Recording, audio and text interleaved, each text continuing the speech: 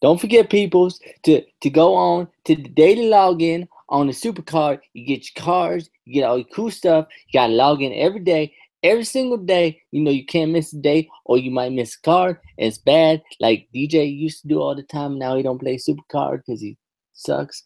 Anyway, we back for the NXT review for this week. I don't even know the date anymore. I think it's like the 8th and the 9th or something, the 10th. It's the 10th. No, it was the 9th. Now it's the 10th because that's how the day works. When it get to midnight, that's the next day. Anyway, we gonna get into this, but before we do that, we do have a new show coming up on the channel. On the channel, we got the we're calling it the ICWP weekly show, or the ICWP show, or the our show is better than your show, something like that. We're actually calling it the Juggernaut Show. We're gonna start the Juggernaut Show before he does. We're not. That's something we're not gonna do. But it's gonna be an hour-long show with 6 10-minute segments. So we got news and rumors. We got stuff we're excited for the following week. We got overreactions. We got top 5 lists. We got some fantasy booking stuff. So we got a little bit of everything. We're excited for it. I think Friday is going to be the first episode. We're going to try to do it every Friday. We're trying to fit it in every Friday. I know we keep saying we're going to do certain shows on every certain day, and then we don't.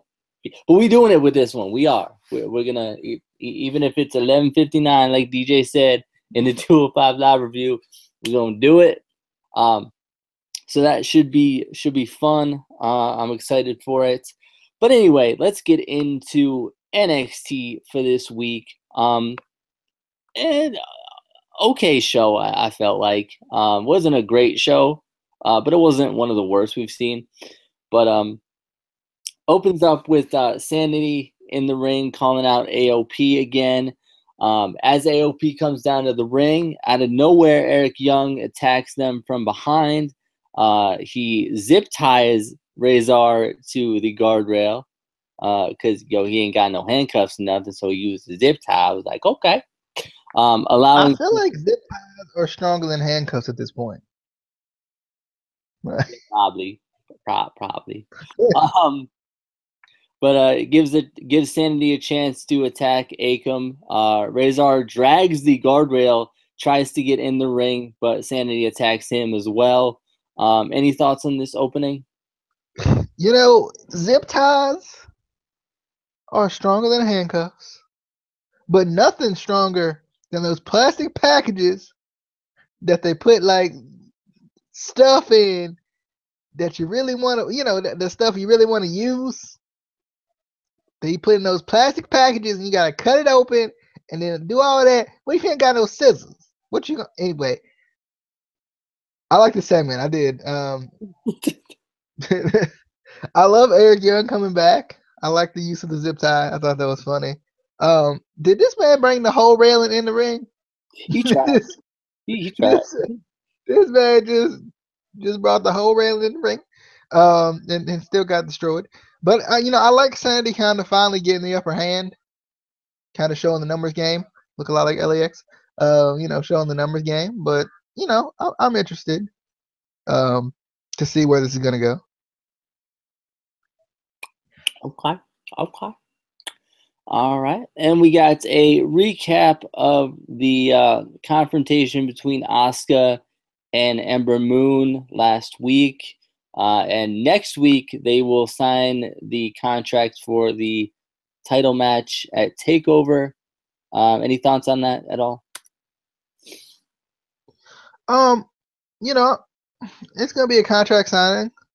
It's probably They're about all the same, like we always say. It's probably going to break down. They probably going to have a fight. I mean, not that we've ever. Somebody going to go through the table. Not that we've ever seen a contract signing before. We don't know, but there's something that might happen. Might possibly. I don't know, possibly. We get Billie Kay and Peyton Royce backstage again.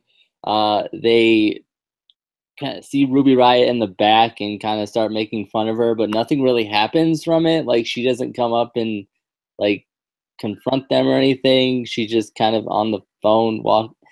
I don't know. This is another random storyline like they did with Ember Moon. I don't know why. DJ, I mean, I know you like the iconic duo, but I think these are pointless. I mean, they all need something to do. And obviously, Ruby Riott was in a thing with Ember Moon, right? Yeah. Did she lose a match to Ember Moon? I don't think she did. I don't think we. Yeah, I think that was weird too. Like Ruby Riott was like, like when Ember was not first coming back, but she was in the Performance Center. I think we all remember this segment. She was in the Performance Center and she was talking about how she was, excited to get back at Asuka. And then Ruby Riott was like, not before you get through me. And it was kind of that heel turn I think we had mentioned. It was kind of like she was kind of going heel, and then they never did anything with it. Like I thought it's going to be like a number one contenders match, between them, and then then the person who wins faces Asuka, but I guess not. The one thing I did like about this segment was that Ruby Riott didn't like just conveniently know they were talking about her and just come up in the video.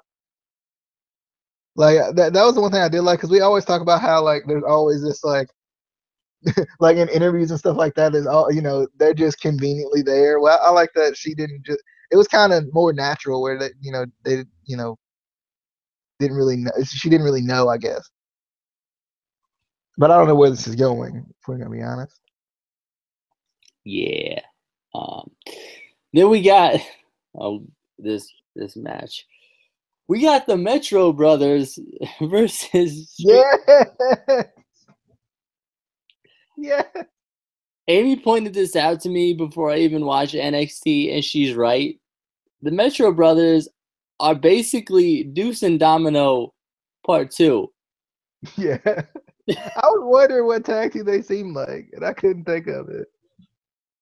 I was like, have we seen this before? Like, if y'all don't know who Deuce and Domino were, you need to look it up. It's the same thing. I was like, anyway, I definitely like Montez Ford. I've followed him on Instagram for a while. But I felt like the match in general wasn't really impressive. Hey, you shut your mouth. It was a job. This match was great. This match was the greatest match of the night. Saying that about a jobber match.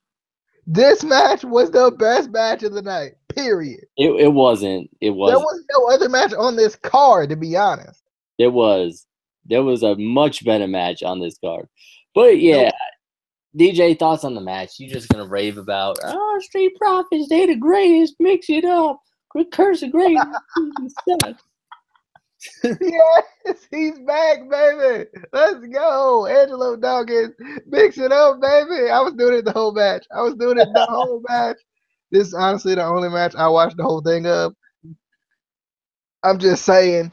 But I was so excited for the Street Profits, though. I'm still excited for the Street Profits.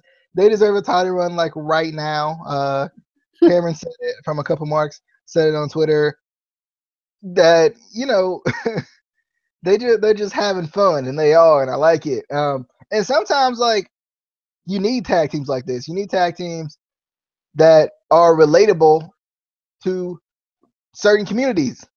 For example, the black community. They're relatable.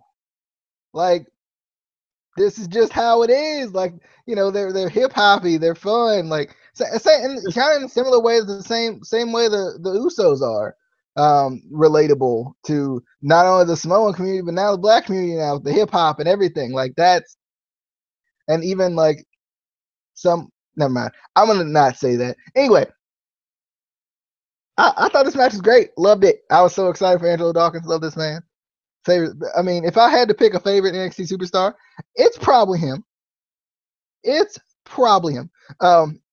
I also love Montez Ford as well. I thought he was pretty cool. I like the solo cup. And they kind of they're reaching a whole bunch of different demographics, really, like the partying demographic, the kind of you can't even say the frat guy demographic a little bit too. Like it's interesting. Like I don't know how to explain it, but I like it. I'm a fan. I want to see what they're gonna do with the Street Profits. I do hope they continue to use the social media aspect of it, at least in their video packages or something. I was actually surprised they didn't have some sort of overlay like that was kind of social media-esque for this. Just because that was the whole build up to their whole debut was kind of Snapchat and social media. So I was kind of surprised they didn't have some sort of something social media like. But I thought the match was good. I was just excited for the Street Profits, if we're gonna be honest. And the Metro Brothers, I don't know what they're gonna do with that. I don't know at all. Amy's not excited for the reincarnation of Deuce and Domino, by the way, at all. Did she just comment that? She did. Mm-hmm. On Facebook Live, by the way. We're on Facebook Live. For anyone who needs to know. I see how it is, Amy. See how it is. We'll move on. We got some. What was that? What was that?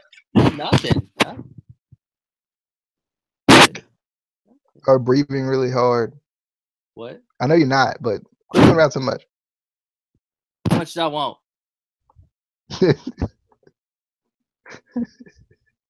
Anyway, we got footage of an altercation between Aleister Black and Hideo Itami last week when Aleister Black was leaving the NXT arena.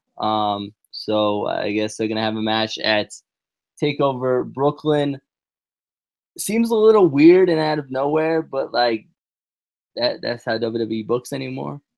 Would you say like an RKO? No, not like that. Not like that at all. Oh. Not even close. Like, and also, hey, Amy! Hey, Amy! Amy! Sorry.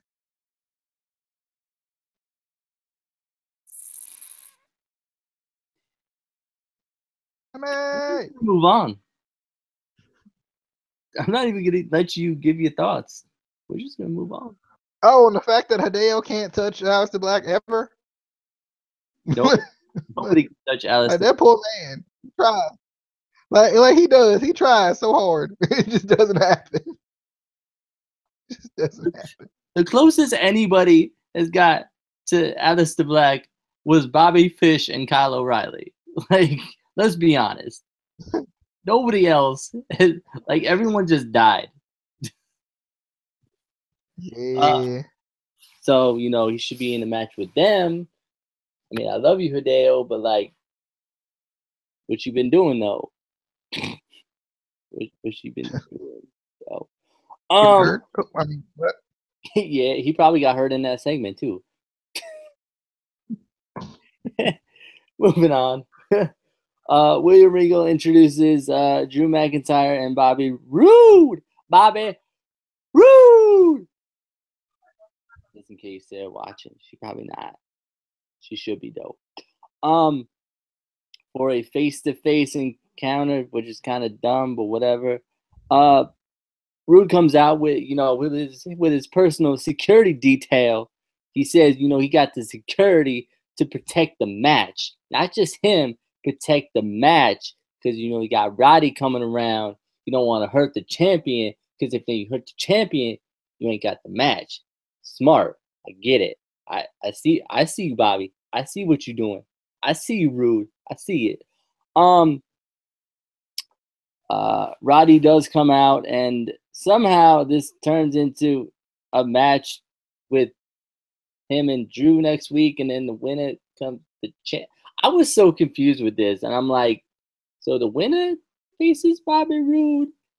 I feel like this is just gonna turn into a triple threat match, to be honest. Like, I just have that. Wasn't like I'm surprised it wasn't a triple threat match from the not the very beginning, but I mean, well, let's be honest, the very beginning. But like, I'm surprised it wasn't a triple threat match at least from this segment. Yeah, that's what I'm thinking. It's eventually going to turn into a triple threat. It just feels like it, and that's what WWE does a lot. But thoughts on the segment?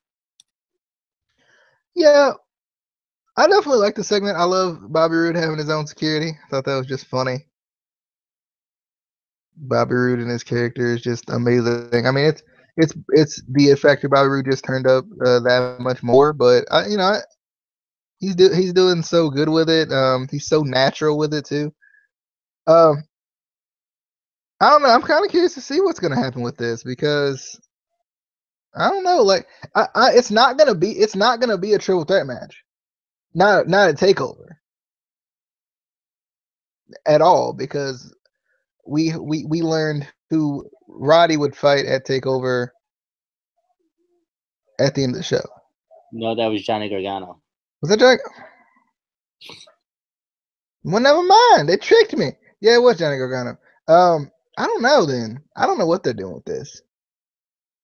Cause like what now? And I guess that's what still has me confused right now is like at first it seemed like Regal was gonna say the triple threat match, and then he was gonna say no. First you guys are gonna fight to see who faces him, and then he was gonna say then you're gonna fight, and then the winner is gonna but Drew Galloway's still gonna get his match at Takeover. It was so confusing. Yeah, it was.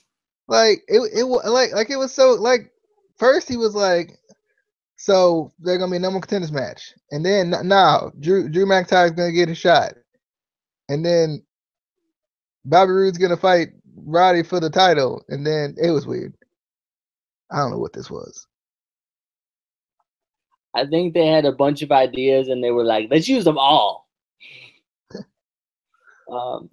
Anyway, moving on to something a little less confusing and more straightforward. We got a Johnny Gargano interview.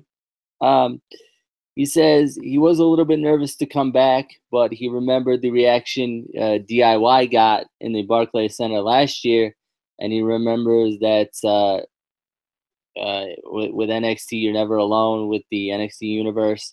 And he says he hasn't missed a takeover since, and he wants a match at this one. So he puts the challenge out there for somebody. He won a match. DJ, thoughts on the interview? Yeah, I definitely liked it. I feel like you can't really have a takeover without Johnny Gargano at this point, especially since he's back and he's healthy.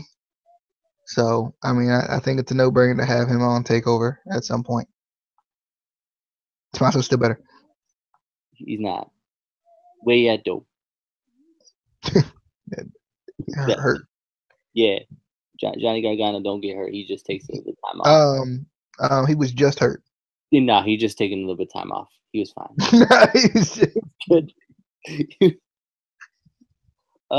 Moving on to the match of the night. I don't care what you say. That other stupid tag team match was not the match of the night. This was the match of the night. Greatest match of all time. It wasn't even the main event. That's because it was too good to be the main event. The tag team match was the tag team main event. So, I mean, let's be honest. The main event shouldn't have been the main event in this show. I'm just saying. We got Oney Lorcan versus Danny Burch. I was definitely excited that these two were having a rematch, but like I said before, I kind of wanted it to be on TakeOver, and it seems like they're going to have a third match, hopefully a TakeOver, because that'd be good, because they put on good matches and they should have a feud and stuff and junk. Definitely a good match, very slow, methodical, hard-hitting match, as we would have expected. I was thinking about it during this match. If I was booking for NXT, I would book these two in a longer feud because I think they could have a really good feud and then maybe transition them into a tag team because I feel like these two obviously would make a really good feud, but I think they would make a good tag team too. They have similar. They would make a good Sheamus and Cesaro, right? No, that needs to go way far away. That died a long time ago. Should have just died. Hey, they were like 8 or 7 on ACM's power rankings this I think it's this month. Wait, who was? We talked about so many different. Sheamus and Cesaro. Oh, they Sheamus and Cesaro. They're the worst. They suck. Danny Burch is the winner of this match. DJ, thoughts on the match? You know, this was definitely an interesting match, and you do know, but I definitely thought this was an interesting match as usual. I don't think this was as good as the first one. Not the first one, the one before this one, because I don't think that was technically the first one. But they're really playing this up like it's only 1-1. Like it feels like.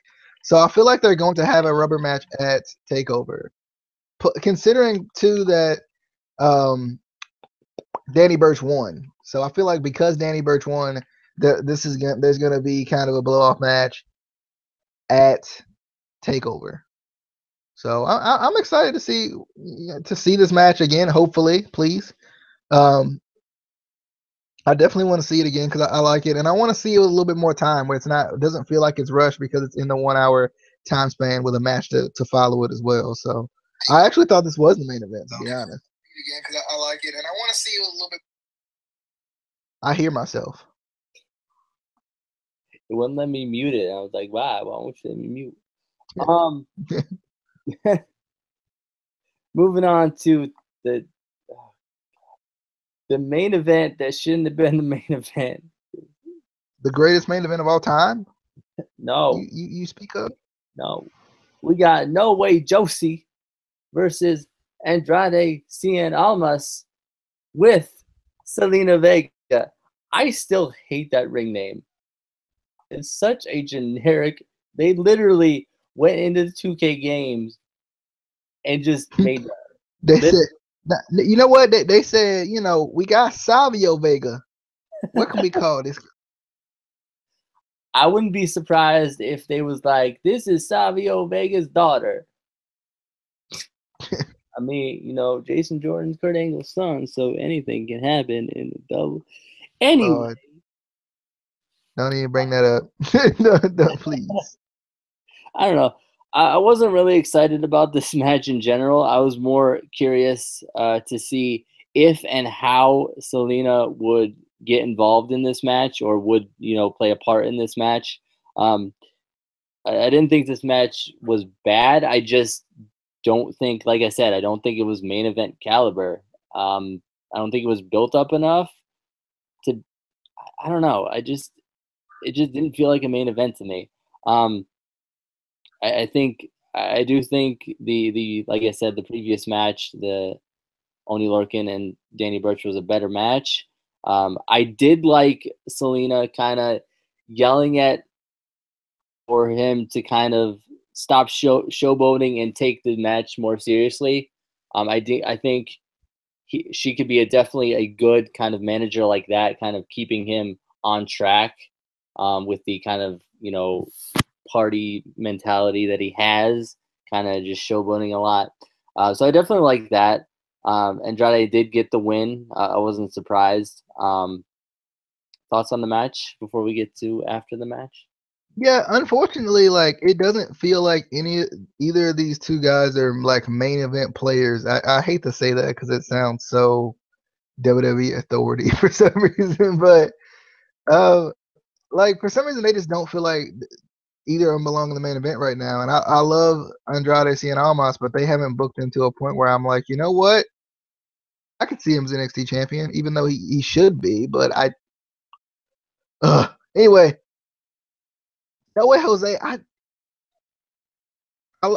like him, I do, but like I just don't. This match just didn't do it for me. Plus, it was too short. Plus, it felt like Andrade dominated the whole thing, in my opinion. But I mean, it was there. Andrade won as he should.